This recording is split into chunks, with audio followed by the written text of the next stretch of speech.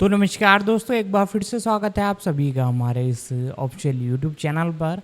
आज की इस वीडियो में हम जानने वाले हैं फॉर्च्यून 3 मूवी के बारे में अपडेट। जी हाँ दोस्तों, इसकी रिलीजिंग डेट जो है वो फिक्स कर दी गई है। 2025 के अंदर हमें ये देखने को मिलेगी। सारी कुछ जानकारी इस मूवी से रिलेटेड आपको देने वाला हूँ। साथ ही साथ इसकी फैक्ट, डिटेल, अपडेट, सारी कुछ जानकारी आपको इसी वीडियो में देखने को मिलने वाली है। तो वीडियो को लाइक कीजिएगा, चैनल पर नए हो तो चैनल को सब्सक्राइब कर लीजिएगा, बेल आइकन दबाकर इसे ऑल पर सेट कर लीजिएगा ताकि हमारी जितनी भी अपकमिंग वीडियोज़ है उन सभी का नोटिफिकेशन आप तक पहुंचता रहे। तो दोस्तों, इसके बारे में अब हम जानना चालू करते हैं। अमेरिकी एनिमेटेड संगीतमय फैंटेसी फिल्म है जो वॉल्ट डिज्नी एनिमेशन स्टूडियो द्वारा निर्मित और वॉल्ट डिज्नी पिक्चर्स द्वारा रिलीज की गई है। आर्ट हंस क्रिश्चियन एंडरसन की 1844 की परिकथा द स्नो क्वीन से प्रेरित इसे क्रिस बक और जेनिफर ली द्वारा निर्देशित किया गया था। उनकी फीचर निर्देशन की पहली फिल्म में और पीटर डेल वेचो द्वारा निर्मित एक पटकथा से ली, जिन्होंने बक और शेन मॉरिस के साथ फिल्म की कहानी की भी कल्पना की थी। फिल्म में Alan Tudyk, Ciaran Hinds, Maia Wilson, Chris Williams, Stephen J. Anderson, Paul Briggs, Livvy Stubenrauch, Eva Bella, Maurice LaMarche के साथ Kristen Bell, Idina Menzel, Jonathan Groff, Josh Gad और सैंटिनो फोंटाना की आवाजें हैं और ली सहायक भूमिकाओं में। फिल्म अरेंडेल की राजकुमारी एना पर आधारित है, जो अपनी बिछड़ी हुई बहन एल्सा को खोजने के लिए हिममानव क्रिस्टोफ, उसके रेंडियर स्वेन और हिममानव ओलाफ के साथ यात्रा पर निकलती है, जिनकी बर्फीली शक्तियों ने उनके राज्य को अनंत सर्दियों में फंसा दिया है। फ्रोजन को 2011 में चालू होने से पहले कई कहानी उपचारों से गुजरना पड़ा। क्रिस्टोफ बेक को फिल्म के ऑर्केस्ट्रा स्कोर की रचना करने के लिए काम पर रखा गया था और रॉबर्ट लोपेज और क्रिस्टन एंडरसन लोपेज ने गाने लिखे थे। 19 नवंबर 2013 को लॉस एंजल्स के एल कैपिटन थिएटर में अपने विश्व प्रीमियर के बाद फ्रोजन को 27 नवंबर को सामान्य रूप से नाटकीय रूप से रिलीज किया गया था। फिल्म को इसके दृश्यों, पटकथा, थीम, संगीत और आवाज अभिनय के लिए सराहा गया था और कुछ आलोचकों का मानना है कि स्टूडियो के पुनर्जागरण युग के बाद से फ्रोजन डिज्नी की सर्वश्रेष्ठ एनिमेटेड फिल्म। फ्रोजन ने कई पुरस्कार जीते, जिनमें सर्वश्रेष्ठ एनिमेटेड फीचर और सर्वश्रेष्ठ मूल गीत के लिए अकादमी पुरस्कार, सर्वश्रेष्ठ एनिमेटेड फीचर फिल्म के लिए गोल्ड न ग्लोब पुरस्कार, सर्वश्रेष्ठ एनिमेटेड फिल्म के लिए बाफ्टा पुरस्कार और 2 ग्रैमी पुरस्कार शामिल हैं। फिल्म ने दुनिया भर में बॉक्स ऑफिस राजस्व में $280 बिलियन से अधिक की कमाई की और सबसे ज्यादा कमाई करने वाली एनिमेटेड फिल्म थी। ये रिकॉर्ड तब तक कायम रहा जब तक कि अगस्त 2019 में द लायन किंग के रीमेक ने इसे पार नहीं कर लिया। 9/10 इसने अपना नाटकीय प्रदर्शन समाप्त कर दिया। 2013 की सबसे ज्यादा कमाई करने वाली फिल्म और अब तक की 5वीं सबसे ज्यादा कमाई करने वाली फिल्म। फिल्म के गाने, पात्र, कहानी कहने वाले तत्व और आम दर्शकों के लिए अपील को एक लोकप्रिय संस्कृति घटना कहा गया। जनवरी 2015 तक इसकी ब्लू रे होम वीडियो बिक्री ने अमेरिका को पीछे छोड़ दिया। फिल्म की लोकप्रियता ने एक फ्रेंचाइजी को जन्म दिया जिसमें 2015 में एक एनिमेटेड शॉर्ट, 2017 में एक एनिमेटेड फीचर और नवंबर 2019 में एक फीचर लेंथ सीक्वल, फ्रोजन 2 शामिल है। कथानक: अरेंडेल की राजकुमारी एल्सा के पास बर्फ और बर्फ की जादुई शक्तियां हैं। जब वो गलती से अपनी छोटी बहन एना को अपने जादू से घायल कर देती है, तो उनके माता-पिता, राजा और रानी, उन्हें ग्रैंड पब्बी के नेतृत्व में ट्रोल्स की एक कॉलोनी में ले आते हैं। वो एना से एल्सा के जादू की यादें छीनकर उसे ठीक करता है। राजा और रानी ने निर्णय लिया कि जब तक एल्सा अपनी शक्तियों को नियंत्रित करना नहीं सीख लेती, वे महल के द्वार बंद कर देंगे और उसे अलग कर देंगे। वर्षों का अलगाव बहनों के बीच दरार पैदा करता है और जब वे वयस्क होते हैं तो उनके माता-पिता समुद्र में मारे जाते हैं। एल्सा के राज्याभिषेक दिवस पर महल के द्वार पहली बार जनता के लिए खुले। आने वाले गणमान्य व्यक्तियों में दक्षिणी द्वीप समूह के खूबसूरत राजकुमार हंस शामिल हैं। हंस ने अन्ना को प्रस्ताव दिया, लेकिन एल्सा ने गठबंधन पर आपत्ति जताई और फटकार लगाई, आकस्मिक रूप से भयभीत अदालत के सामने अपनी शक्तियों का खुलासा कर दिया। वीजल्टन के षड्यंत्रकारी ड्यूक द्वारा जादू टोने का आरोप लगाते हुए एल्सा उत्तरी पर्वत पर भाग जाता है और पहली बार स्वतंत्र महसूस करता है। वह एक बर्फ का महल बनाती है और एक साधु का जीवन जीने का फैसला करती है, इस बात से अनजान कि उसके जादू ने एरेंडेल को अनंत सर्दियों में डुबो दिया है। एना हंस को कमान सौंपकर एल्सा को खोजने के लिए निकल पड़ती है। वो क्रिस्टोफ नाम के एक हिममानव और उसके रेनडियर स्वेन से मिलती है और उन्हें उसे उत्तरी पर्वत पर लाने के लिए मना लेती है। रास्ते में उनकी मुलाकात ओलाफ से होती है, जो एल्सा के जादू से बनाया गया एक जीवित हिममानव है। बर्फ के महल में एना एल्सा को बताती है कि अरेंडेल का क्या हाल हो गया है। एल्सा के डर के कारण वो एना पर बर्फ से प्रहार करती है, जिससे गलती से उसका दिल जम जाता है। हताशा में अपनी बहन को सुरक्षित रखने के लिए एल्सा एक विशाल बर्फ राक्षस बनाता है। जब एना धीरे धीरे ठंड से मर रही थी, क्रिस्टोफ उसे मदद के लिए ट्रॉल्स अपने दत्तक परिवार के पास ले जाता है। ग्रैंड पब्बी का कहना है कि केवल सच्चे प्यार का कार्य ही उसके दिल को पिघला सकता है। क्रिस्टोफ महल की ओर वापस दौड़ता है ताकि हंस अन्ना को सच्चे प्यार का चुंबन दे सके। इस बीच हंस एल्सा को पकड़ लेता है। अन्ना को चूमने के बजाय वो कहता है कि वह अन्ना से शादी करके और फिर दोनों बहनों की हत्या करके अरेंडेल का शासक बनने की साजिश रच रहा है। बहनें भाग जाती हैं और ओलाफ अन्ना को क्रिस्टोफ से 12 मिलाने में मदद करता है, जिसके बारे में उसने अनुमान लगाया था कि वह अन्ना से प्यार करता है। हंस ने एल्सा का सामना करते हुए कहा कि उसने अन्ना को मार डाला है। एल्सा टूट जाती है, जिससे उसके द्वारा बनाया गया बर्फीला तूफान अचानक बंद हो जाता है। हंस को एल्सा को मारने के बारे में देखकर एना क्रिस्टोफ द्वारा बचाए जाने का मौका त्याग देती है और एल्सा और हंस के बीच आ जाती है। वो ठोस रूप से जम जाती है, जो एल्सा को तबाह कर देती है। जैसे ही वह अपनी बहन को गले लगाती है, एना धीरे धीरे पिघलती है। उनकी वीरता सच्चे प्रेम का कार्य है। यह महसूस करते हुए कि प्यार उसकी शक्तियों को नियंत्रित करने की कुंजी है, एल्सा ने सर्दी समाप्त कर दी। हंस को देशद्रोह और हत्या के प्रयास के आरोप में गिरफ्तार कर निर्वासित कर दिया गया है। एल्सा क्रिस्टोफ को शाही बर्फ पहुंचाने वाला नियुक्त करती है और वो और अन्ना एक चुंबन साझा करते हैं। बहनें अपने रिश्ते को सुधारती हैं और एल्सा महल के द्वारों को फिर कभी बंद नहीं करने का वादा करती है। आवाज डाली। मुख्य लेख, जमे हुए पात्रों की सूची। फिल्म के मुख्य पात्रों की एक प्रचारात्मक छवि। बाएं से दाएं, एल्सा, हंस, अन्ना, स्वेन, ओलाफ और क्रिस्टोफ। अन्ना के रूप में क्रिस्टन बेल, 11 एक निडर और आशावादी 18 वर्षीय 12 एरेंडेल की राजकुमारी और एल्सा की छोटी बहन, जो अपने राज्य और अपनी बहन के साथ अपने रिश्ते दोनों को बचाने के लिए दृढ़ संकल्पित है। 13 5 वर्षीय 14 अन्ना के रूप में लिवी स्टुबेनराउच। 15 केटी लोपेज ने अपनी गायन आवाज प्रदान की। 16 9 वर्षीय 17 अन्ना के रूप में अगाथा लीमॉन। 18 एल्सा के रूप में इदीना मेंजिल। 19 जिसे स्नो क्वीन के नाम से भी जाना जाता है। 20-21 वर्षीय 21 अरेंडेल की रानी और अन्ना की बड़ी बहन जिसके पास जादुई बर्फ की शक्तियां हैं।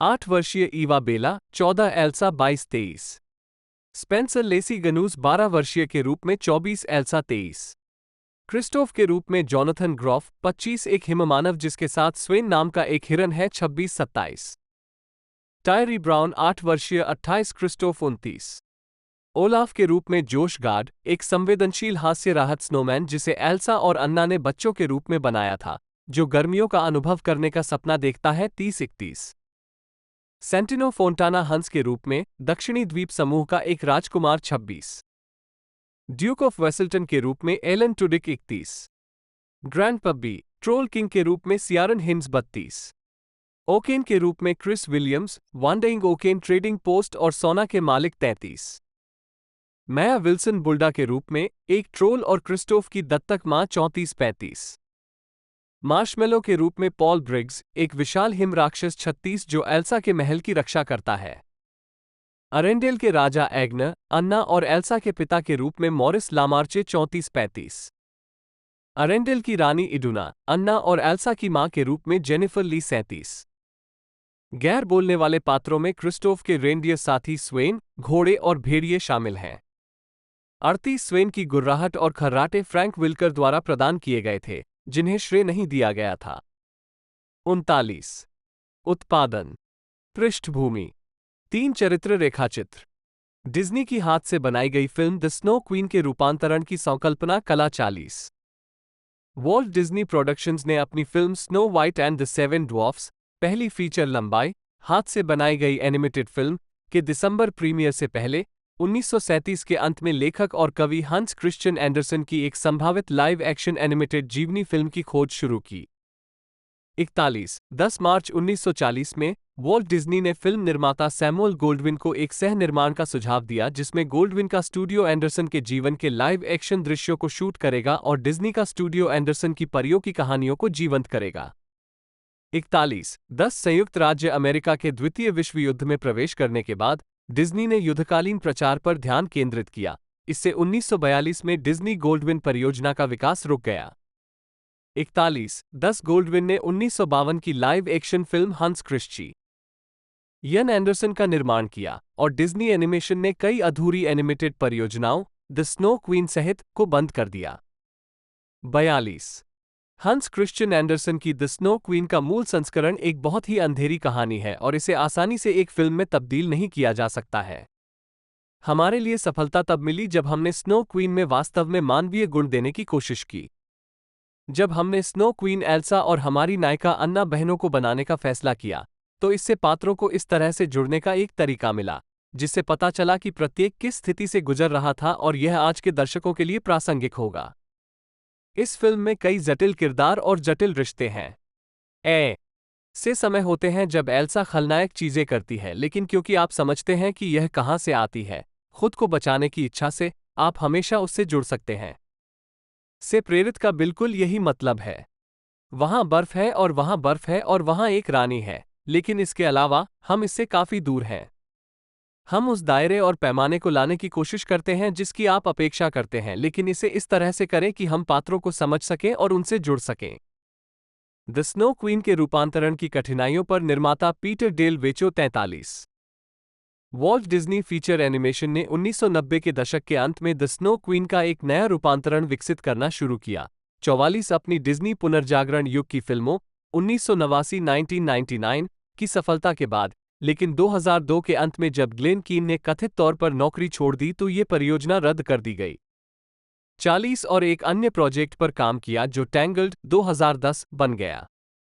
इससे पहले हार्वे फिएस्टीन ने कहानी का अपना संस्करण डिज्नी के अधिकारियों के सामने रखा था, लेकिन उसे अस्वीकार कर दिया गया था। 42 पॉल और गैटन ब्रिजी, डिक जोंडोग और डेव गोइट्स ने कथित तौर पर इसमें अपना हाथ आजमाया, लेकिन असफल रहे। 42 2000 से 2002 तक कई असफल प्रयासों के बाद डिज्नी ने इस परियोजना को फिर से बंद कर दिया।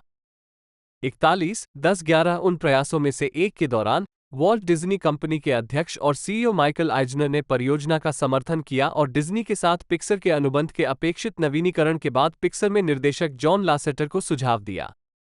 45 हालांकि जनवरी 2004 में पिक्सर और डिज्नी के बीच बातचीत विफल हो गई और अनुबंध का नवीनीकरण नहीं किया गया।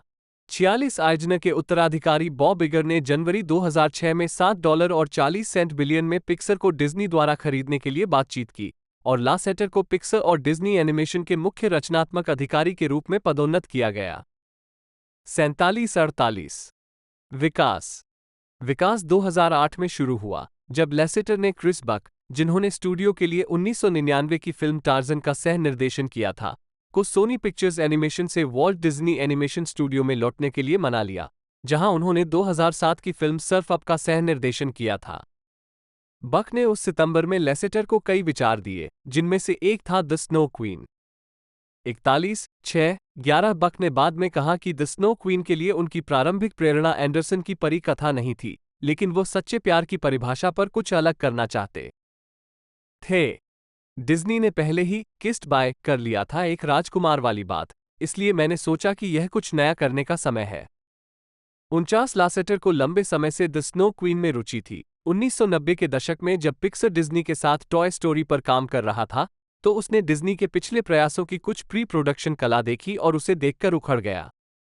41-6 विकास अन्ना और स्नो क्वीन के रूप में शुरू हुआ और पारंपरिक एनिमेशन की योजना बनाई गई। 50 जोश गार्ड ने कहा कि वह पहली बार उस प्रारंभिक चरण में फिल्म से जुड़े थे जब कथानक अभी भी मूल एंडरसन परी कथा के अपेक्षाकृत करीब था और मेगन मुल्ली एल्सा की भूमिका निभाने जा रही थीं। 51 2010 की शुरुआत में परियोजना का विकास नरक में था, जब स्टूडियो फिर से कहानी और स्नो क्वीन चरित्र पर काम करने का कोई तरीका ढूंढने में विफल रहा। 52-53 22 दिसंबर 2011 को टैंगल्ड की सफलता के बाद डिज्नी ने फिल्म के लिए एक नए शीर्षक फ्रोजन और 27 नवंबर 2013 की रिलीज की तारीख की घोषणा की। 54 महीने बाद ये पुष्टि की गई कि फिल्म एक कंप्यूटर होगी। स्क्रिप्ट में जटिल तत्वों के कारण मजबूत दृश्यों की आवश्यकता के कारण मूल रूप से इच्छित हाथ से तैयार किए गए एनिमेशन के बजाय स्टीरियोस्कोपिक 3D में एनिमेटेड फीचर 40 सत्यापन विफल। क्रिस्टिन एंडरसन लोपेज और रॉबर्ट लोपेज इस परियोजना में शामिल हुए और जनवरी 2012 में फ्रोजन के लिए गीत लिखना शुरू किया। 55-44-00 उसी वर्ष 5 मार्च को ये घोषणा की गई कि बक फिल्म का निर्देशन करेंगे, लेसेटर और पीटर डेल वेचो के निर्माण के साथ। 56 डिज्नी द्वारा द स्नो क्वीन को फिर से विकास में लाने के बाद बक और डेल वेचो को जिन मुख्य चुनौतियों का सामना करना पड़ा उनमें से एक शीर्षक चरित्र था, जो उनके ड्राफ्ट में एक खलनायक था। 42 स्टूडियो पारंपरिक रूप से हर 12 सप्ताह में विकासाधीन एनिमेटेड फिल्मों की स्क्रीनिंग करता है। इसके बाद लंबे नोट सत्र आयोजित करता है जिसमें विभिन्न परियोजनाओं के निर्देशक और पटकथा लेखक एक दूसरे के काम के बारे में व्यापक नोट्स प्रदान करते हैं। 5-7, 5-8, 5-9 बक और डेल वेचो ने लासेटर को अपने स्टोरी बोर्ड प्रस्तुत किए और प्रोडक्शन टीम परियोजना के बारे में उनके विचार सुनने के लिए एक सम्मेलन कक्ष में रुक गई। 42 कला निर्देशक माइकल गियामो ने बाद में लासेटर को फिल्म का गेम चेंजर कहा। मुझे याद है कि जॉन ने कहा था कि द स्नो क्वीन कहानी का नवीनतम संस्करण जो क्रिस बक और उनकी टीम लेकर आया था वो मजेदार था, बहुत हल्का फुल्का था, लेकिन पात्र गूंजते नहीं थे, वे बहुआयामी नहीं हैं। यही कारण है कि जॉन को लगा कि दर्शक वास्तव में उनसे जुड़ नहीं पाएंगे।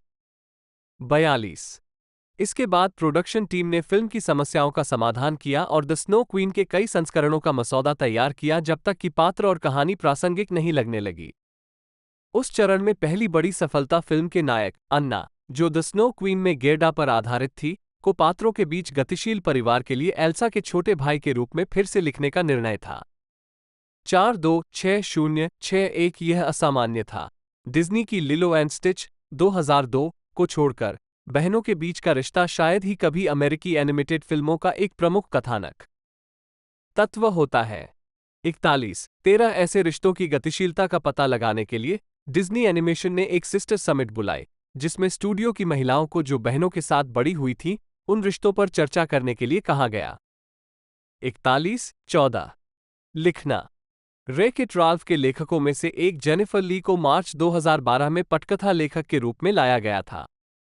62-63-64 ली को काम पर रखने से पहले पिछली स्क्रीन और गीतकारों के प्रयास फंस गए थे।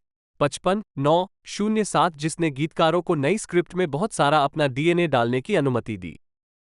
55-30-32 प्रोडक्शन टीम ने अनिवार्य रूप से फिर से शुरुआत की और उसके पास 17 महीने थे, जिसके परिणामस्वरूप एक बहुत ही गहन शेड्यूल तैयार हुआ। बहुत सारे विकल्प तेजी से चुनने पड़े।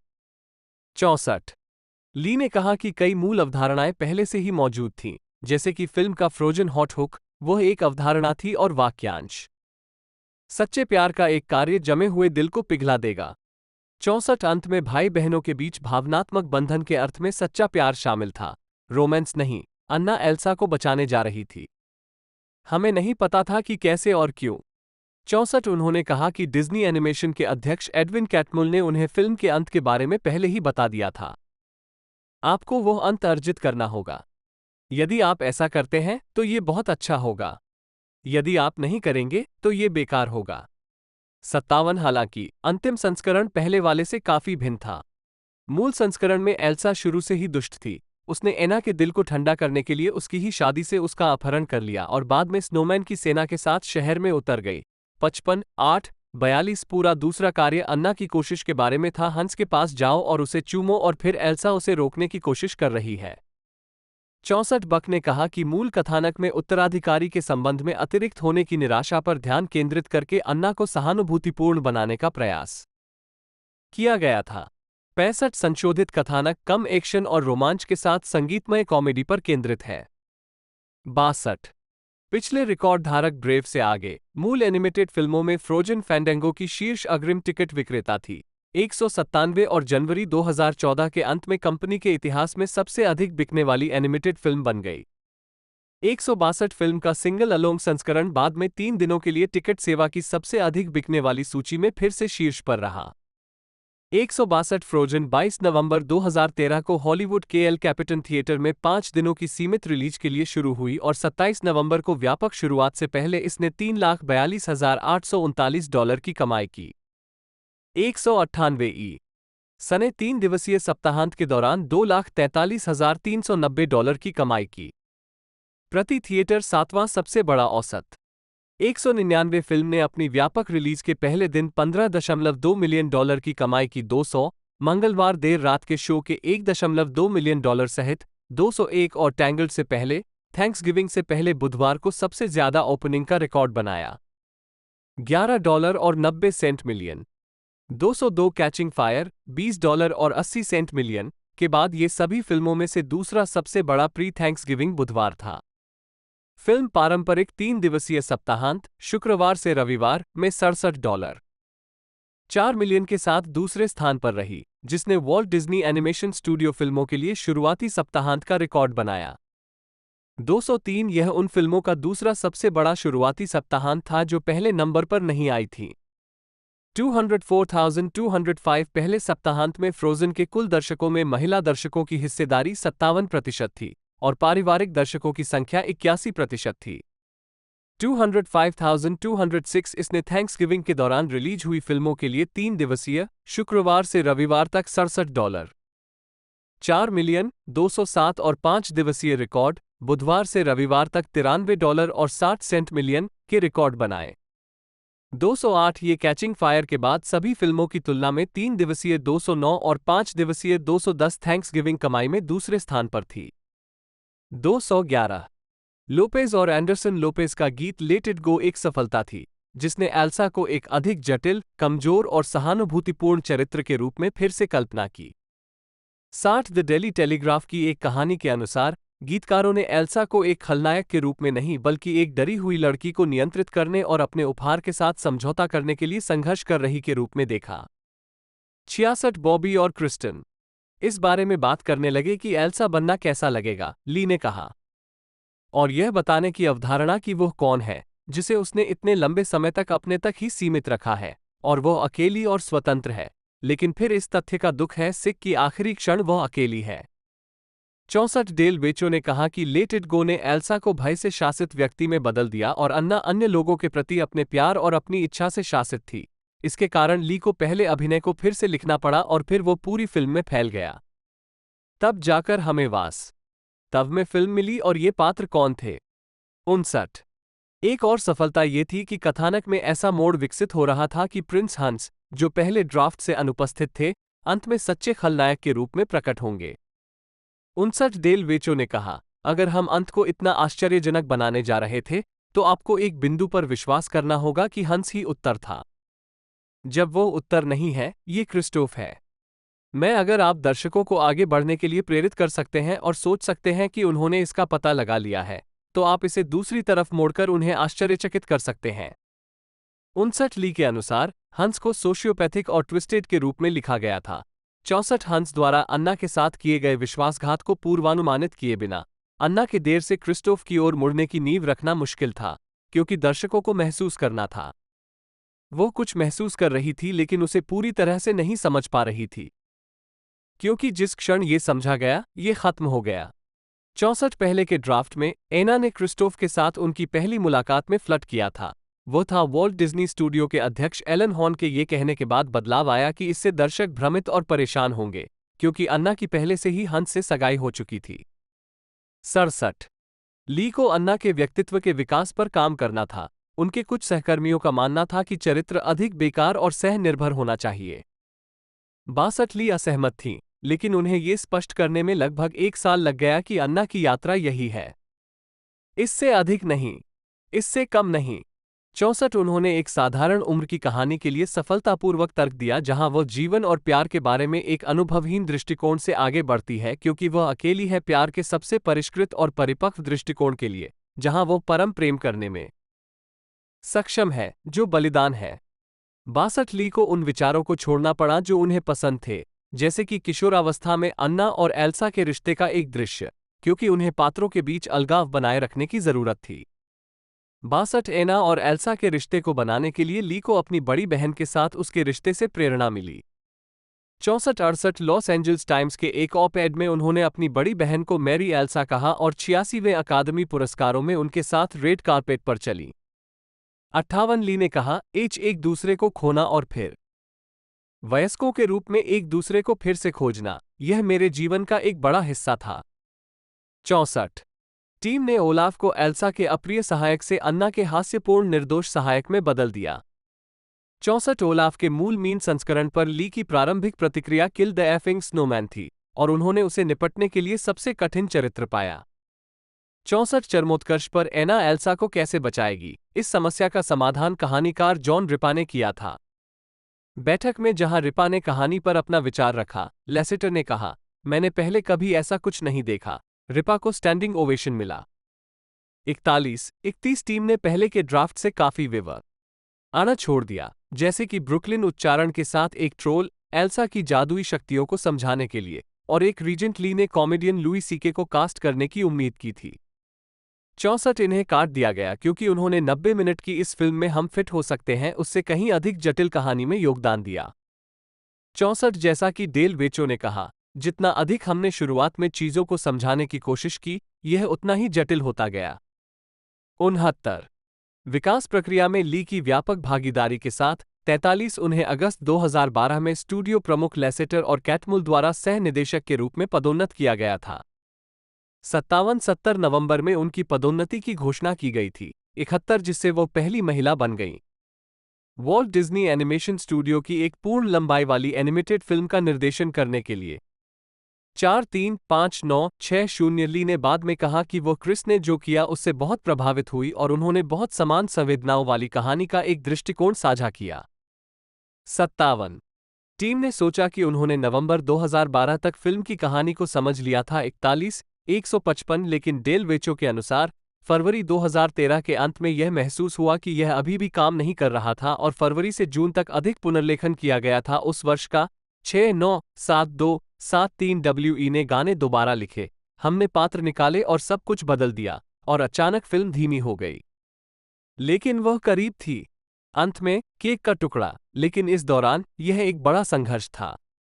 69 एंडरसन लोपेज ने मजाक में कहा कि उन्होंने और लोपेज ने सोचा था कि यह दी अंतिम उत्पाद उनके करियर को नीचे खींचता है तो वे जन्मदिन पार्टी के जोकर के रूप में काम कर सकते हैं। 55-19-07 WE वास्तव में आखिरी मिनट तक लिख रहे थे।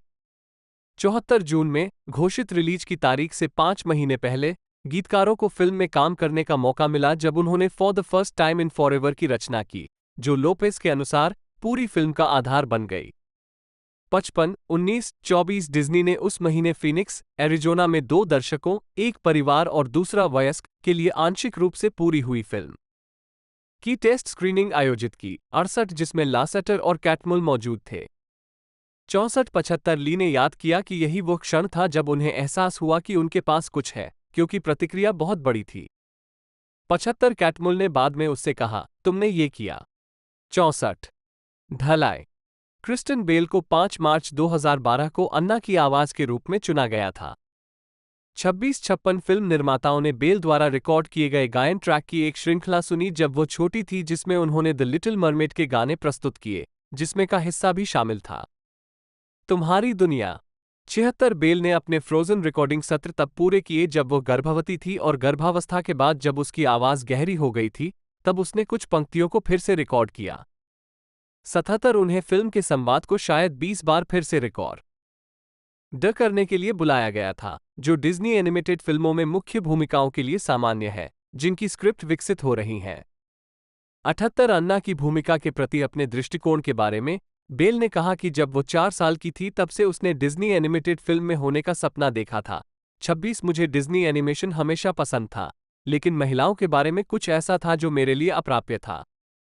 उनकी मुद्रा बहुत अच्छी थी और वे बहुत अच्छी तरह से बोलती थीं, और मुझे ऐसा लगता है कि मैंने वास्तव में इस लड़की को और अधिक भरोसेमंद और अजीब बना दिया है, और डरावना और अधिक उत्तेजक और अजीब। मुझे वास्तव में इस पर गर्व है। 79 फ्रोजन डिज्नी के लिए एक नारीवादी फिल्म है। मुझे वास्तव में उस पर गर्व है। इसमें सब कुछ है, लेकिन यह मूलतः भाईचारे के बारे में है। मुझे लगता है कि ये दोनों महिलाएं एक दूसरे के साथ प्रतिस्पर्धी हैं, लेकिन हमेशा एक दूसरे की रक्षा करने की कोशिश करती हैं। बहनें बहुत जटिल हैं। फिल्मों में ये बहुत अच्छा रिश्ता है, खासकर छोटे बच्चों के लिए। फ्रोजन के बारे में इदीना मेंजेल 76। ब्रॉडवे अनुभवी इदीना मेंजेल को एल्सा के रूप में चुना गया था। मेंजेल ने टैंगल के लिए ऑडिशन दिया था, लेकिन उन्हें हिस्सा नहीं मिला। हालांकि टैंगल कास्टिंग निर्देशक जेमी स्पैरर रॉबर्ट्स ने मेंजेल के प्रदर्शन की रिकॉर्डिंग अपने आईफोन पर रखी और उसे फ्रोजन के लिए बेल के साथ ऑडिशन देने के लिए कहा। 80 कास्ट किए जाने से पहले मेंजेल और बेल ने शुरुआती तालिका में निर्देशकों और निर्माताओं को प्रभावित किया। स्क्रिप्ट को जोर से पढ़ने के बाद उन्होंने युगल गीत के रूप में विंड बिनिथ माई व गज गाया, क्योंकि अभी तक कोई संगीत नहीं बनाया गया था।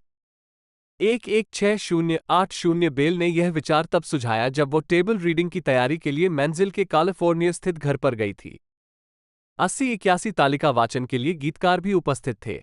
मेंजेल और बेल को सुर में गाते हुए सुनकर एंडरसन लोपेज ने कहा कि लेसेटर स्वर्ग में था और कहा, क्रिस्टन बेल और इदीना मेंजेल को फिल्म में होना चाहिए। 55-32-07 ली ने कहा, उन्होंने इसे बहनों की तरह गाया और आप मेरे लिए क्या मायने रखते हैं। और उनके गाने के बाद घर में एक भी आंख सूखी नहीं थी। 59 दिसंबर 2012 और जून 2013 के बीच अतिरिक्त कास्टिंग की घोषणा की गई, जिसमें क्रिस्टोफ के रूप में जॉनथन ग्रॉफ, 27 ड्यूक ऑफ वेसल्टन के रूप में एलन टुडिक, प्रिंस हंस के रूप में सेंटिनो फोंटाना और ओलाफ के रूप में जोश गार्ड शामिल थे। 31 एनिमेशन। टैंगल के समान फ्रोजन ने कंप्यूटर जनरेटेड इमेजरी (CGI) और पारंपरिक हाथ से तैयार एनिमेशन की विशेषताओं को मिश्रित करके एक अनूठी कलात्मक शैली का इस्तेमाल किया।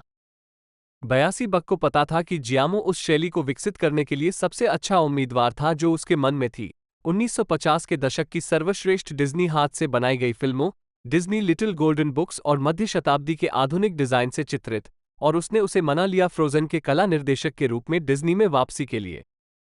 41-33 बक लासेटर और जियामो पुराने दोस्त थे जिनकी मुलाकात कैलिफोर्निया इंस्टीट्यूट ऑफ आर्ट्स में हुई थी। 41-33 जियामो डिज्नी के पोकाहोंट्स 1995 के कला निर्देशक थे, जिस पर बक ने पर्यवेक्षक एनिमेटर के रूप में काम किया था। 83 फिल्म का लुक तैयार करने के लिए जियामो ने स्कैंडिनेविया के बारे में पढ़कर और कैलिफोर्निया के डैनिश थीम वाले शहर सोलवांग, लॉस एंजल्स के पास का दौरा करके प्री प्रोडक्शन रिसर्च शुरू किया। उन्होंने नॉर्वे पर ध्यान केंद्रित किया क्योंकि उन्हें पसंद आने वाले 80% दृश्य उसी देश से थे। 84 डिज्नी ने अंततः 3 शोध क्षेत्र यात्राएं प्रायोजित की। 85 एनिमेटरों और विशेष प्रभाव विशेषज्ञों को जैक्सन होल, व्योमिंग में विभिन्न प्रकार की पोशाकों में चलने, दौड़ने और गहरी बर्फ में गिरने का अनुभव करने के लिए भेजा गया था, जिसमें लंबी स्कर्ट, जो पुरुषों और महिलाओं दोनों ने पहनी थी, भी शामिल थी। 4-3-8-4-8-5-8-6 प्रकाश और कला टीमों ने यह अध्ययन करने के लिए क्यूबेक सिटी के आइस होटल का दौरा किया कि प्रकाश बर्फ और बर्फ पर कैसे प्रतिबिंबित और अपवर्तित होता है। 69 गियामो और कई कलाकारों ने नॉर्वे के पहाड़ों, वास्तुकला और संस्कृति को आत्मसात करने के लिए वहां की यात्रा की। 85-87 हमारे पास इस फिल्म के लिए बहुत कम समय था, इसलिए हमारा मुख्य ध्यान वास्तव में कहानी को सही बनाने पर था। लेकिन हम जानते थे कि जॉन लेसेटर सामग्री में सच्चाई और एक विश्वसनीय दुनिया बनाने के इच्छुक हैं, और फिर से इसका मतलब यह नहीं है कि यह एक यथार्थवादी दुनिया है बल्कि एक विश्वसनीय दुनिया है। डेल वेचो ने कहा, नॉर्वे के दायरे और पैमाने को देखना महत्वपूर्ण था, और हमारे एनिमेटरों के लिए यह जानना महत्वपूर्ण था कि यह कैसा है। 88 इसमें लॉरेंस ऑफ अरेबिया के दायरे और पैमाने की वास्तविक भावना है। 88 2012 में, जबकि जियामो और एनिमेटरों और कलाकारों ने प्रारंभिक शोध किया और फिल्म का समग्र स्वरूप विकसित किया, उत्पादन टीम अभी भी एक सम्मोहक स्क्रिप्ट विकसित करने के लिए संघर्ष कर रही थी। उस वर्ष नवंबर तक उस समस्या का समाधान नहीं हुआ था। 41-155 और स्क्रिप्ट को बाद में और अधिक संशोधन की आवश्यकता होगी। 69-72 परिणामस्वरूप एनिमेशन टीम के सामने ली की विकसित हो रही शूटिंग स्क्रिप्ट को एक फिल्म में बदलने के लिए 12 महीने से भी कम समय की सबसे कठिन चुनौती थी। 41-155 अन्य फिल्में, जैसे पिक्सर की टॉय स्टोरी 2, कम समय में पूरी हो गई थीं, लेकिन छोटे कार्यक्रम का मतलब था देर रातें, ओवरटाइम और तनाव। 41-155 ली ने फ्रोजन की टीम के आकार का अनुमान 600 से 650 लोगों पर लगाया, जिसमें लगभग 70 लाइटिंग लोग, 70 से अधिक एनिमेटर और 15 से 20 स्टोरीबोर्ड कलाकार शामिल थे। 89 डेल वेचो ने फिल्म की एनिमेशन टीम के संगठन के बारे में बताया, इस फिल्म में हमारे पास मुख्य पात्र हैं, जो विशिष्ट पात्रों पर एनिमेटरों की निगरानी करते हैं। एनिमेटर स्वयं कई पात्रों पर काम कर सकते हैं, लेकिन ये हमेशा एक ही नेतृत्व में होता है।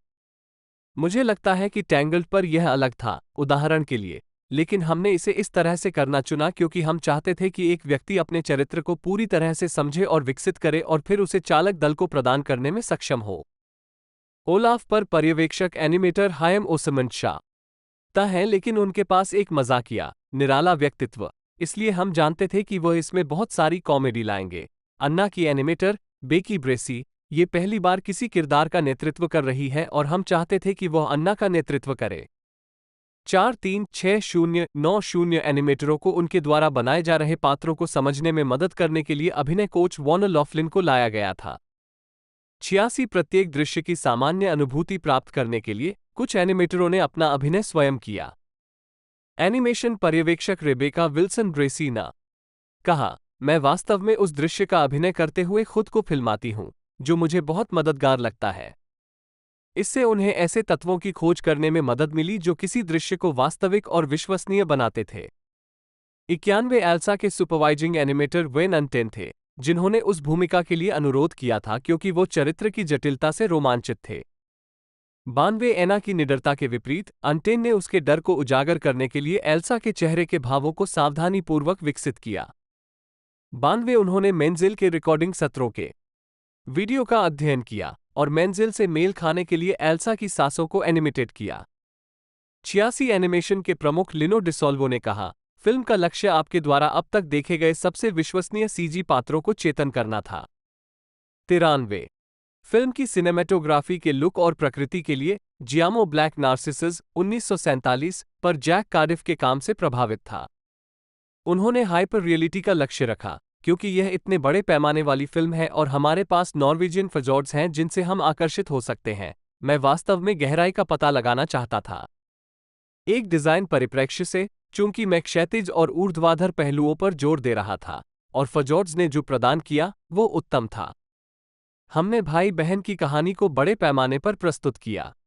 द साउंड ऑफ म्यूजिक पर टेड डी मैककॉर्ड का काम जियामो पर एक और प्रभाव था। यह उनका विचार था कि फ्रोजन का निर्माण सिनेमास्कोप में किया जाना चाहिए, जिसे लेसेटर ने मंजूरी दे दी थी। 90 इसने फ्रोजन को 2000 के टाइटन एई के बाद सिनेमास्कोप में पूरी तरह से निर्मित पहली एनिमेटेड फिल्म बना दिया। जियामो ये सुनिश्चित करना चाहता था कि नॉर्वे के फजोर्ड, वास्तुकला और रोजमेलिंग लोक कला अरेंडेल के पर्यावरण को डिजाइन करने में केंद्रीय थे।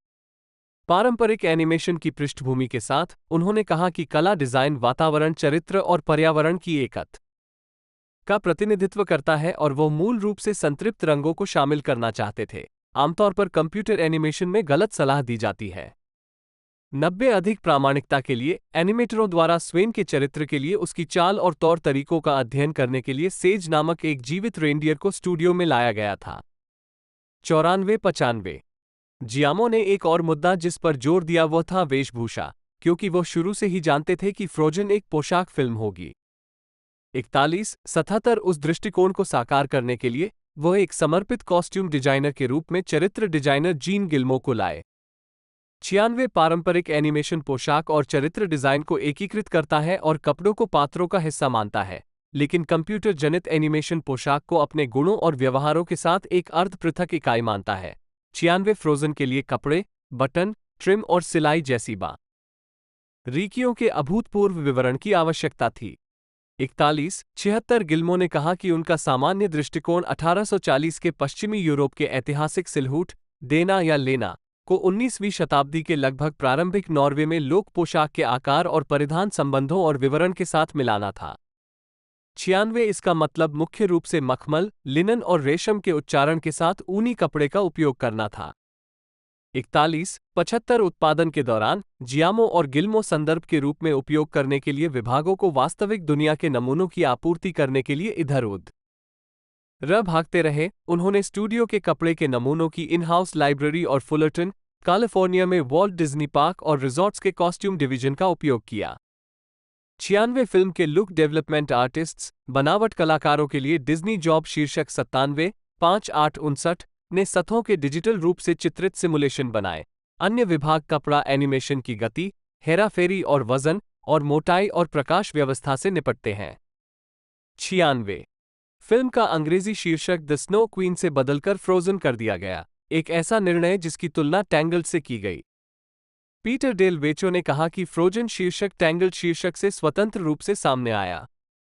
ऐसा इसलिए है क्योंकि हमारे लिए ये फिल्म का प्रतिनिधित्व करता है। फ्रोजन बर्फ और बर्फ के स्तर पर खेलता है, लेकिन जमे हुए रिश्ते, जमे हुए दिल को भी दर्शाता है, पिघला हुआ। हालांकि हम टैंगल्ड और फ्रोजन के बीच तुलना के बारे में नहीं सोचते हैं। उन्होंने ये भी उल्लेख किया कि फिल्म अभी भी कुछ देशों में अपने मूल शीर्षक द स्नो क्वीन को बरकरार रखेगी, क्योंकि यह फ्रोजन की तुलना में कुछ देशों में अधिक मजबूत है। हो सकता है कि देश की विरासत में स्नो क्वीन की समृद्धि हो और वे बस यही चाहते थे, उस पर जोर दें। 43 तकनीकी विकास। स्टूडियो ने यथार्थवादी और विश्वसनीय शॉट्स, विशेष रूप से भारी और गहरी बर्फ और पात्रों पर इसके प्रभाव को उत्पन्न करने के लिए कई नए उपकरण विकसित किए। डिज्नी बर्फ प्रभाव प्रदान करने के लिए एक सर्वव्यापी, जैविक उपकरण चाहता था जिसमें विभिन्न तरीकों के बीच स्विच करने की आवश्यकता न हो। 98 कई डिज्नी कलाकारों और विशेष प्रभाव कर्मियों ने गहरी बर्फ में चलने का अनुभव लेने के लिए व्योमिंग की यात्रा की। 84 कैलिफोर्निया इंस्टीट्यूट ऑफ टेक्नोलॉजी के प्रोफेसर केनेथ लिबब्रेक्ट को प्रभाव समूह को यह निर्देश देने के लिए आमंत्रित किया गया था कि बर्फ और बर्फ कैसे बनते हैं और बर्फ के टुकड़े अद्वितीय क्यों होते हैं।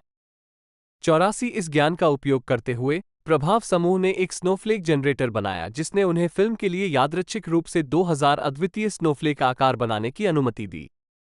91 स्टूडियो के लिए एक और चुनौती भारी और गहरी बर्फ के शॉट्स देना था, जो पात्रों के साथ विश्वसनीय रूप से बातचीत करते थे और यथार्थवादी, चिपचिपी गुणवत्ता रखते थे। 98 प्रमुख सॉफ्टवेयर इंजीनियर एंड्रू सेले के अनुसार बर्फ वास्तव में एक तरल पदार्थ नहीं है। ये वास्तव में ठोस नहीं है। ये टूट जाता है। इसे बर्फ के गोले में संपीड़ित किया जा सकता है। इन सभी विभिन्न प्रभावों को एक साथ पकड़ना बहुत मुश्किल है। 84 इसे प्राप्त करने के लिए सॉफ्टवेयर इंजीनियरों ने मैटरहॉर्न, एक स्नो सिम्युलेटर सॉफ्टवेयर बनाने के लिए उन्नत गणित, सामग्री बिंदु विधि और भौतिकी, कैलिफोर्निया विश्वविद्यालय, लॉस एंजल्स में गणित शोधकर्ताओं की सहायता से का उपयोग किया। 99,100 आवेदन पत्र। यह उपकरण आभासी वातावरण में यथार्थवादी बर्फ का चित्रण करने में सक्षम था और फिल्म के कम से कम 43 दृश्यों में इसका उपयोग किया गया था, जिसमें कई प्रमुख दृश्य भी शामिल थे। 6098991001 सॉफ्टवेयर इंजीनियर एलेक्सी स्टोमाखिन ने स्नो को फिल्म का एक महत्वपूर्ण किरदार कहा। 99 और फिल्म निर्माताओं ने इस पर विशेष ध्यान दिया। 84 जब आप इसे खींचेंगे तो बर्फ टुकड़ों में टूट जाएगी।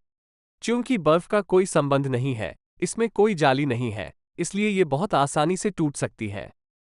इसलिए यह एक महत्वपूर्ण संपत्ति थी जिसका हमने लाभ उठाया, सेले ने समझाया। वहां आप क्रिस्टोफ को चलते हुए देखते हैं और उसके पैरों के निशान को बर्फ को छोटे छोटे टुकड़ों में तोड़ते और टुकड़े टुकड़े होते देखते हैं, और आप देखते हैं कि अन्ना को बाहर निकाला जा रहा है और बर्फ एक साथ इकट्ठा होकर टुकड़ों में टूट गई है। ये बहुत स्वाभाविक है कि ऐसा कैसे होता है।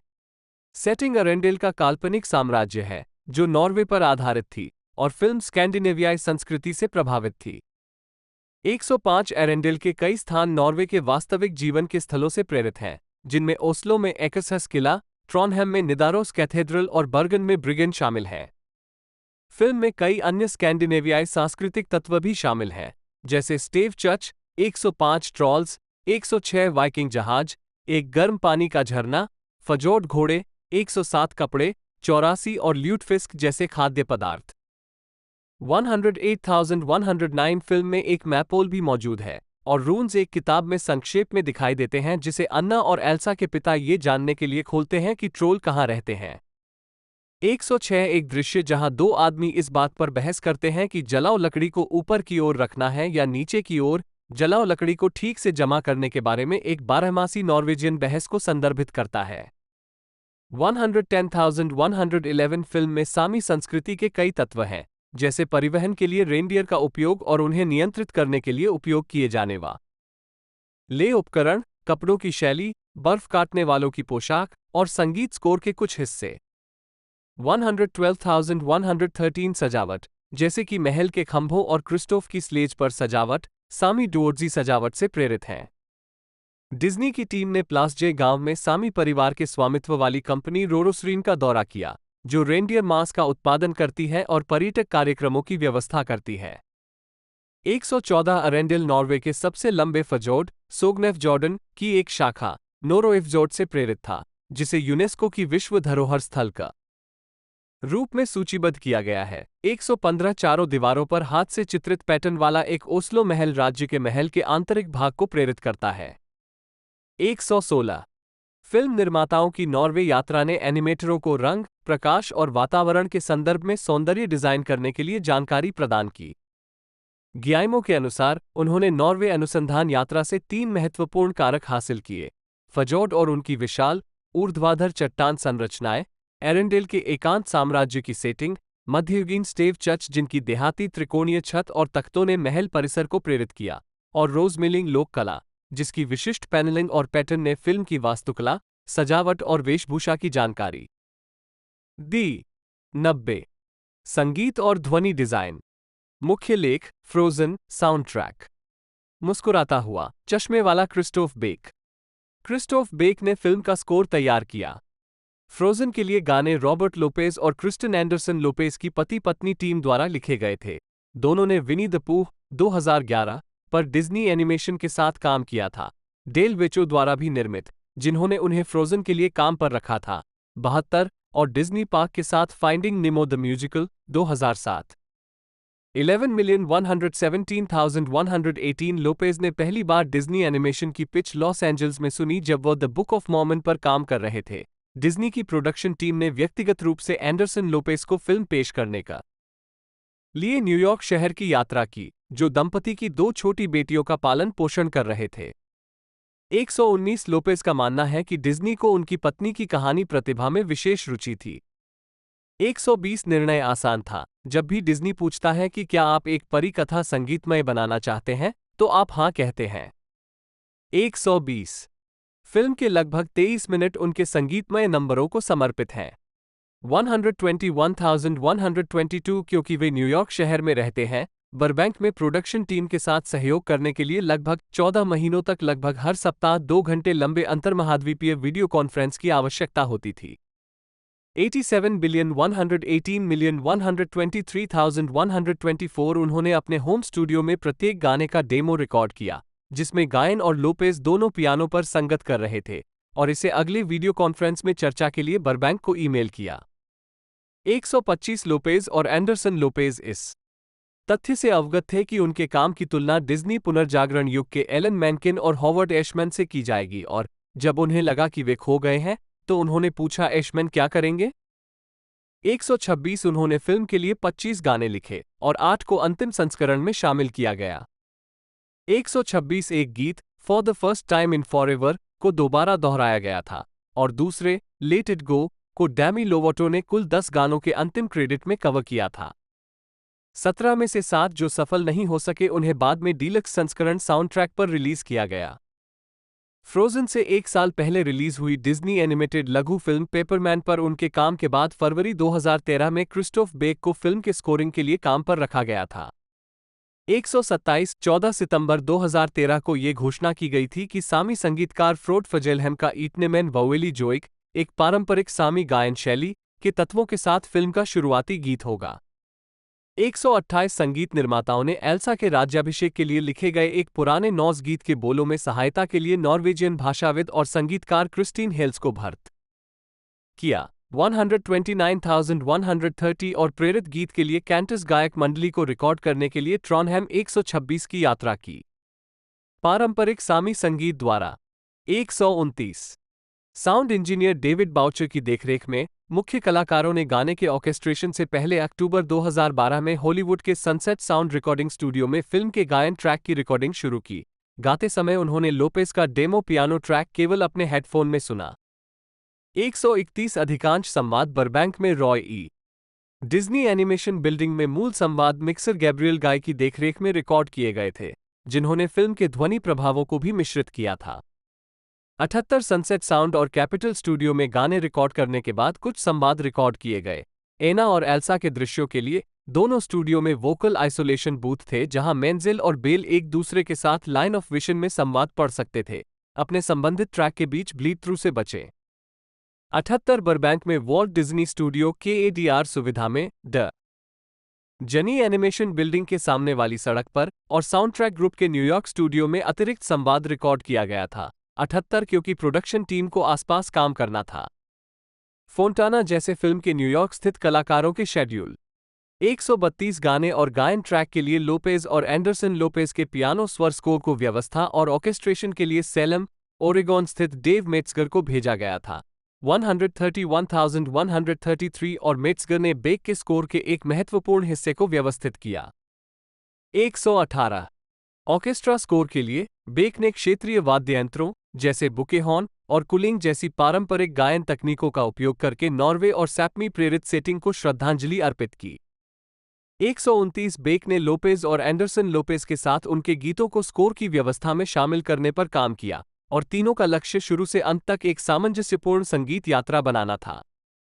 129 बेक के स्कोरिंग मिक्सर केसी स्टोन, जिन्होंने स्कोर की रिकॉर्डिंग की निगरानी भी की थी, ने अलग अलग रिकॉर्डिंग के बावजूद गाने और स्कोर के बीच निर्बाध बदलाव के लिए अपने माइक्रोफोन को संरेखित करने के लिए बाउचर के साथ काम किया।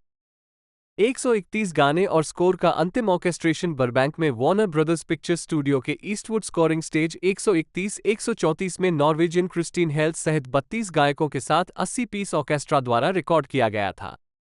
129 जब एल्सा अपनी जादुई शक्तियों का दुरुपयोग करती है तो हेल्स ने बेक के लिए इसका उपयोग स्कोर में करने के लिए कलिंग का प्रदर्शन किया। 130,135 बाउचर ने 22 से 24 जुलाई 2013 तक एंडरसन लोपेज और लोपेज के गानों की रिकॉर्डिंग की निगरानी की और स्टोन ने 3, 6 और 9-10 सितंबर को बेक के स्कोर की रिकॉर्डिंग की निगरानी की। बाउचर ने ईस्टवुड मंच पर गीतों का मिश्रण किया, जबकि स्टोन ने कैलिफोर्निया के सांता मोनिका में बेक के स्टूडियो में संगीत का मिश्रण किया। 131 निर्देशक जेनिफर ली ने कहा कि ध्वनि ने फिल्म को विसरल और ट्रांसपोर्टेड बनाने में एक बड़ी भूमिका निभाई, कहानी को भावनात्मक रूप से बताने में। जब बर्फ अपने सबसे खतरनाक स्तर पर होती है तो उसकी आवाज आपको कांपने पर मजबूर कर देती है। 136 फिल्म के चरमोत्कर्ष पर अन्ना के शांत होने के ठीक बाद पूर्ण मौन लेसेटर का विचार था, जिसे वो वास्तव में चाहता था। 136 उस दृश्य में सामान्य रूप से होने वाली परिवेशीय ध्वनि को असामान्य महसूस कराने के लिए हटा दिया गया था। 136 ली ने कहा, "ती वो क्षण था जब हम चाहते थे कि सब कुछ निलंबित महसूस हो।" 136 कुछ बर्फ और बर्फ के ध्वनि प्रभाव प्राप्त करने के लिए ध्वनि डिजाइनर ओडिन बेनिटेज ने जमी हुई झील पर उन्हें रिकॉर्ड करने के लिए मैमथ माउंटेन, कैलिफोर्निया की यात्रा की। 87 फिल्म के लिए फोले का काम वार्नर ब्रदर्स पिक्चर्स के फोले स्टेज पर वार्नर ब्रदर्स क्रू द्वारा रिकॉर्ड किया गया था। 78,134 फोले कलाकारों को सभी आवश्यक बर्फ और बर्फ की आवाज रिकॉर्ड करने में मदद करने के लिए 50 पाउंड 22.6 किलोग्राम बर्फ और बर्फ की दैनिक डिलीवरी मिलती थी। 78 क्योंकि फिल्म के दृश्यों को इतनी देर से अंतिम रूप दिया गया था, बर्फ पर लगभग हर कदम के 5 अलग अलग संस्करण रिकॉर्ड किए गए थे। 5 अलग अलग प्रकार की बर्फ के अनुरूप प्रत्येक दृश्य के अंतिम संस्करण में प्रस्तुत बर्फ से मिलान करने के लिए मिश्रण के दौरान एक का चयन किया गया था। 78 एक मुद्दा जिसके बारे में प्रोडक्शन टीम विशेष थी, वो बर्फ के महल में एल्सा के कदमों की आवाज थी, जिसके लिए 8 प्रयासों की आवश्यकता थी, शराब के गिलास और बर्फ पर धातु के चाकू सहित। अंत में उन्होंने 3 ध्वनियों के मिश्रण का उपयोग किया। 78 हालांकि गायन, संगीत, ध्वनि प्रभाव और लगभग सभी संवाद कहीं और रिकॉर्ड किए गए थे। डॉल्बी एटमॉस प्रारूप में अंतिम पुनः रिकॉर्डिंग मिश्रण डिज्नी डिजिटल स्टूडियो सर्विसेज के KCE फ्लहर द्वारा डिज्नी लॉट में प्रदर्शित किया गया था। 78,134 स्थानीयकरण अन्य डिज्नी मीडिया उत्पादों की तरह जो डिज्नी कैरेक्टर वॉइस इंटरनेशनल द्वारा स्थानीयकृत हैं, फ्रोजन का 41 भाषाओं में अनुवाद और डब किया गया था। द लायन किंग को 15 में स्थानीयकृत किया गया था।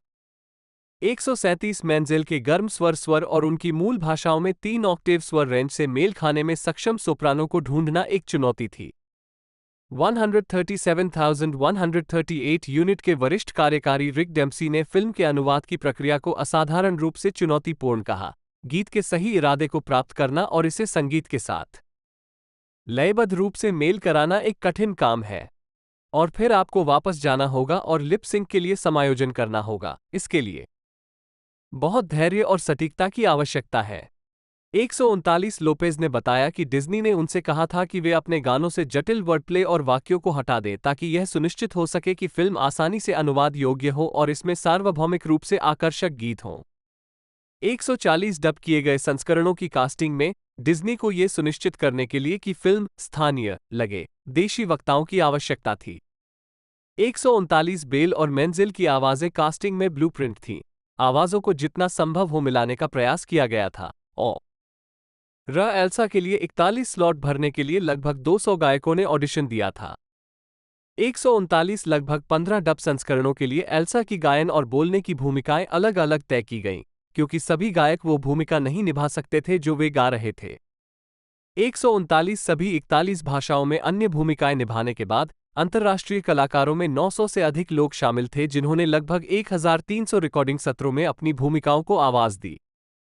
141 फिल्म के इतालवी संस्करण को दुनिया भर में सर्वश्रेष्ठ विदेशी डबिंग का पुरस्कार मिला। 142 दुनिया भर में जमे हुए कुछ स्थानीय टीवी स्टेशनों और स्वतंत्र स्टूडियो ने अल्बानियाई 143 अरबी टीवी, कराची बलकार 144 फारसी 145 और तागालोग में अनौपचारिक डब बनाए हैं। 146 मुक्त करना 3 लोग कैमरे की ओर देखकर मुस्कुरा रहे हैं। हॉलीवुड के एल कैपिटन थिएटर में फिल्म के प्रीमियर पर निर्माता पीटर डेल वेचो, लेखक और निर्देशक जेनिफर ली और निर्देशक क्रिस बक।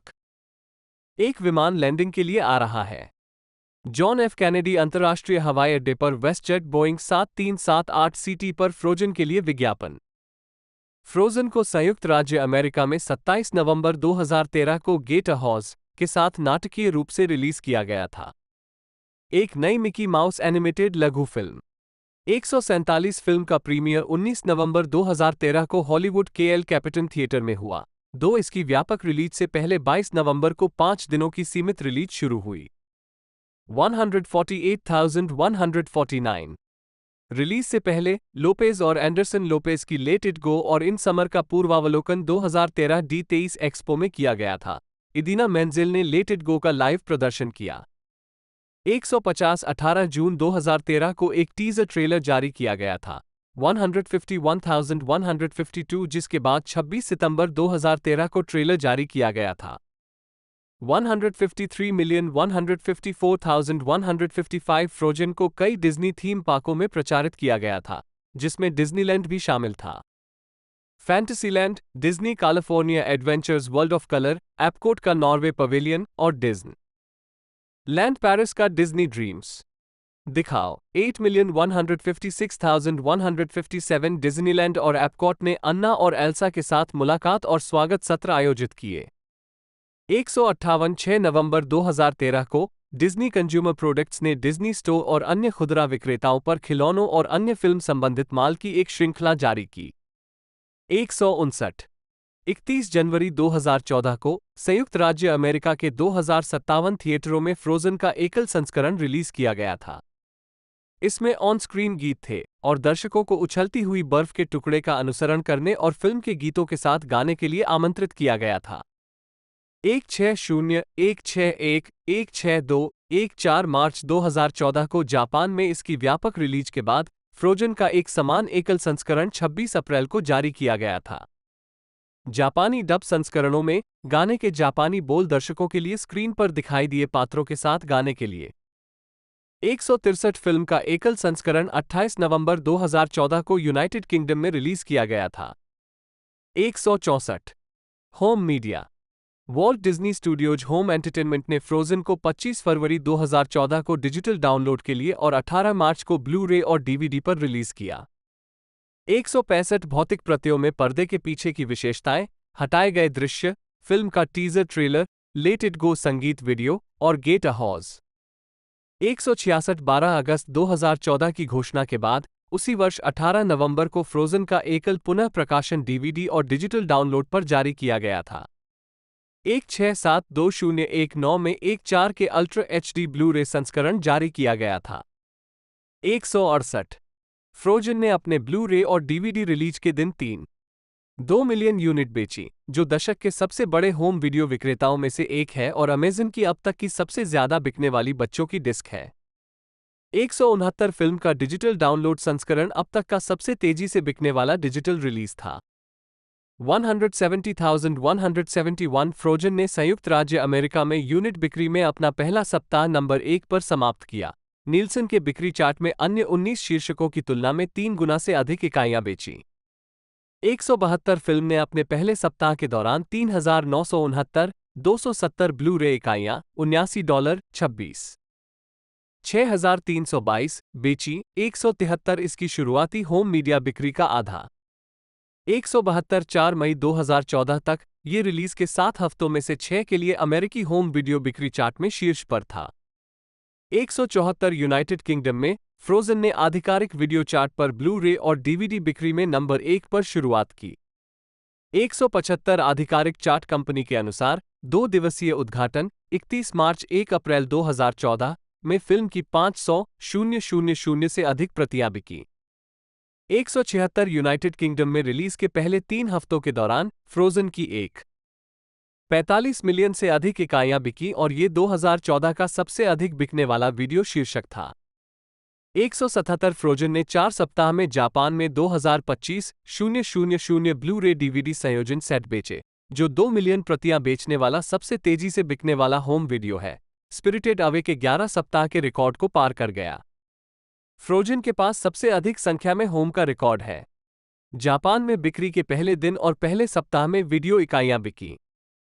178-2014 के अंत तक फिल्म की यूएस होम मीडिया बिक्री में $30,80,26,545 थी। 179 यह सबसे अधिक बिकने वाली होम मीडिया रिलीज में से एक है। 2015 तक 18 मिलियन से अधिक यूनिट्स की बिक्री।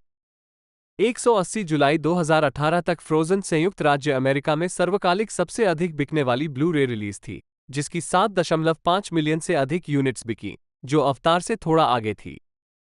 181 चरण 4 फिल्म्स के खिलाफ मुकदमा। मुख्य लेख: चरण 4 फिल्में ट्रेडमार्क उल्लंघन का मुकदमा।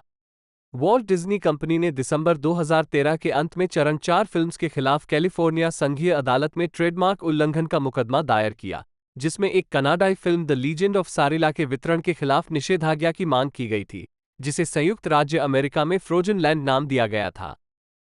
डिज्नी फिल्म के समान एक लोगो। 182 जनवरी 2014 के अंत तक कंपनियों ने मुकदमा सुलझा लिया था। द लीजेंड ऑफ सल्ला और संबंधित माल के वितरण और प्रचार के लिए इसके मूल शीर्षक का उपयोग करना पड़ा, और चरण 4 में डिज्नी की लीज के समान भ्रमित करने वाले ट्रेडमार्क, लोगो या अन्य डिजाइन का उपयोग नहीं किया जा सका। 183,184,185 चरण 4 में 27 जनवरी 2014 तक डिज्नी को $100,000 का भुगतान करना आवश्यक था, और उस वर्ष 3 मार्च से पहले स्टोर और ऑनलाइन वितरकों से फ्रोजन लैंड की प्रतियां हटाने के लिए सभी व्यवहारिक प्रयास करना था। 183,184 स्वागत। Box office. अपनी मूल नाटकीय रिलीज के दौरान फ्रोजन ने उत्तरी अमेरिका में $400 7 मिलियन और अन्य देशों में अनुमानित $880 मिलियन की कमाई की, जिससे दुनिया भर में कुल $1,28,08,02,282 की कमाई हुई। 186 सभी खर्चों की गणना करते हुए डेडलाइन हॉलीवुड ने अनुमान लगाया कि फिल्म ने $400 मिलियन से अधिक का मुनाफा कमाया। 187 यह 5वीं सबसे ज्यादा कमाई करने वाली फिल्म है। 188 सबसे ज्यादा कमाई करने वाली एनिमेटेड फिल्म है। 189,190,2013 की सबसे ज्यादा कमाई करने वाली फिल्म है। 191 तीसरी सबसे ज्यादा कमाई करने वाली वॉल्ट डिज्नी पिक्चर्स की रिलीज है, और डिज्नी द्वारा वितरित 8वीं सबसे ज्यादा कमाई करने वाली फिल्म। 192 फिल्म ने अपने शुरुआती सप्ताहांत में दुनिया भर में $110.6 मिलियन की कमाई की। 193 2 मार्च 2014 को रिलीज के 101वें दिन इसने $1 बिलियन का आंकड़ा पार कर लिया। सिनेमा इतिहास में 18वीं फिल्म, 7वीं डिज्नी वितरित फिल्म, 5वीं गैर सीक्वल फिल्म। 194 दूसरी डिज्नी 2013 में वितरित फिल्म, आयरन मैन 3 के बाद और टॉय स्टोरी 3 के बाद ऐसा करने वाली पहली एनिमेटेड फिल्म। 195 ब्लूमबर्ग बिजनेस ने मार्च 2014 में बताया कि बाहरी विश्लेषकों ने उत्पादन, विपणन और वितरण के लिए फिल्म की कुल लागत $323 मिलियन से $350 मिलियन होने का अनुमान लगाया था और मान लगाया था कि फिल्म बॉक्स ऑफिस टिकट बिक्री से $1.30 बिलियन का राजस्व अर्जित करेगी। डिजिटल डाउनलोड, डिस्क और टेलीविजन अधिकार 196। दोस्तों बात की जाए इस मूवी के एक तरह से पिछले पार्ट के बारे में, तो वो हमें तकरीबन 7 नवंबर 2019 को डॉल्बी थिएटर में देखने को मिला था और वर्ल्ड वाइड इसे 22 नवंबर 2019 को रिलीज़ किया गया था। साथ ही साथ इसे 103 मिनट की लेंथ के साथ रिलीज़ किया गया था। और मूवी के बारे में बात की जाए तो मूवी का बजट तकरीबन 150 मिलियन का था और इसने कलेक्शन दिया लगभग 1.435 बिलियन का इसने कलेक्शन दिया, जो कि बहुत ही बेहतरीन कलेक्शन था और पूरी टीम के लिए भी ये ज़बरदस्त परफॉर्मेंस एक तरह से मूवी में से एक थी। और साथ ही साथ दोस्तों इसका जो एक तरह से अब अपकमिंग पार्ट आने वाला है वो भी भारी भरकम बजट के साथ है। साथ ही साथ इसे एक बड़े स्केल पर बनाया जा रहा है और तकरीबन उसका बजट $200 मिलियन रहने वाला है। बाकी आप इसके दूसरे पार्ट को एक तरह से देख पाओगे 2 OTT प्लेटफॉर्म पर, प्राइम वीडियो और डिज्नी प्लस। जी हाँ दोस्तों, दोनों ही प्लेटफॉर्म पर ये फ्री ऑफ कॉस्ट यदि आपने सब्सक्रिप्शन ले रखा है तो आप वहाँ पर देख पाओगे। बाकी जानकारी मैं नीचे आपको दे दूँगा, आप और भी कई प्लेटफॉर्म पर रेंट लेकर इसे देख सकते हो। तो दोस्तों आज की वीडियो आपको अच्छी लगी हो तो वीडियो को लाइक कीजिएगा, चैनल को सब्सक्राइब करके बेल आइकन दबाकर इसे ऑल पर सेट कर लीजिएगा। दोस्तों आज की इस वीडियो में इतना ही, मिलते हैं अगले वीडियो में।